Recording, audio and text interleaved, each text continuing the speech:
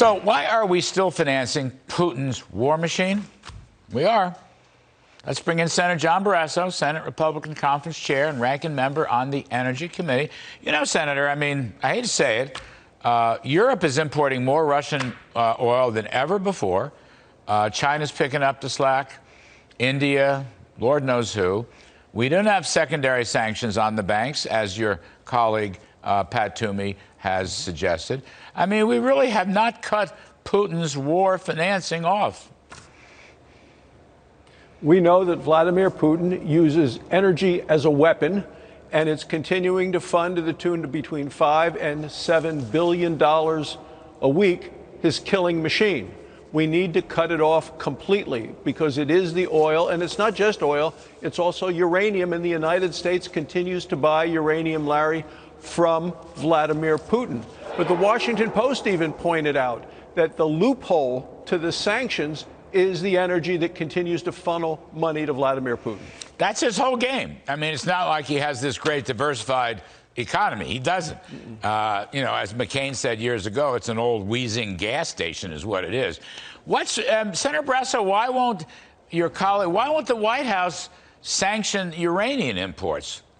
I don't get that. Well, you and I worked on this. You know, as to the viewers, we need to focus on Americans' self-sufficiency. We should not be dependent upon anyone for anything, and that means uranium from Russia, it means critical minerals from China, it means oil from OPEC.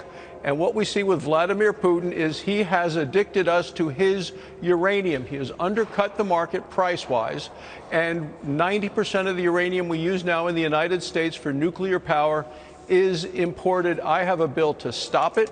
We have abundant uranium in the United States. Putin undercuts us on the price. We need to reverse this. And the administration, the Biden administration, is heading in the opposite direction because they have just taken uranium off of the critical minerals list. Oh, I didn't know that. Why would they do that? That's dumb. That's almost as, you know, go ahead, this story gets dumber and dumber. Senator, related to that, I guess, why don't the goofy greenies want to have nuclear power? Okay, that's renewable, is it not? We should be building nukes. I mean, we should have oil and gas, but I'm just saying, nukes, they won't do it. Well, 20% of all the electricity that we use in the United States, Larry, is from nuclear power. And we know that is the largest source of electricity that is carbon-free. So people that are really focused on carbon ought to be focused on more nuclear power. We're actually going to build the next generation nuclear power plant in Wyoming. We've been working on that. We've had the efforts. It's going to be on a retired coal-fired power plant in Kemmer, Wyoming. The transmission lines are already there. That is the future of nuclear power, these smaller, new age generation power plants that can be cookie-cutter modeled around the country. That is the future for people that are really focused on zero carbon. We need it all, Larry. We need all the energy. You know, Biden was just in Europe, made the big promise that we're going to send more oil and gas. Where's it coming from? The White House doesn't even know. So we need to be doing all of the sources of energy, but the president needs to announce we're going to produce more American oil, American gas. That's the way to get Europe off of this addiction to Vladimir Putin's energy. And look, Europe is really wide awake about what happened when they bought energy from their enemies, but Joe Biden's still sleepwalking. And you know what, sir, just as the last thought, we got to jump it.